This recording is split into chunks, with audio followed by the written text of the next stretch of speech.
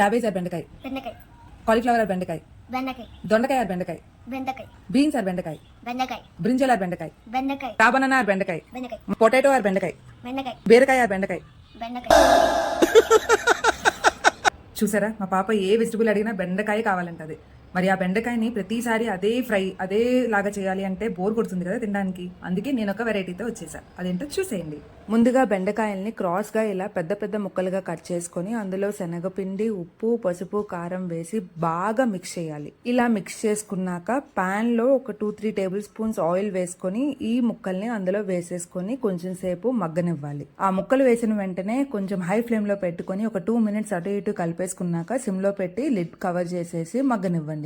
తర్వాత ఒక 5 to 10 minutes తర్వాత దాన్ని ఓపెన్ చేస్తే మనకి ఈ టెక్స్చర్లో కనిపిస్తుంది. నెక్స్ట్ మనం లాస్ట్లో కొంచెం కరివేపాకు అండ్ ఫ్రైడ్ పీనట్స్ ఉంటాయి కదా, అవి వేసి కలిపేసుకుంటే మన క్రిస్పీ బెండి ఫ్రై రెడీ అయిపోతుంది. దీన్ని వేడి వేడి రసం అన్నంలో తింటే టేస్ట్ అదిరిపోద్ది. మీరు కూడా ఈ రెసిపీని ఒకసారి ట్రై చేసి చూడండి, మళ్ళీ మళ్ళీ చేసుకుని తినాలనిపిస్తుంది.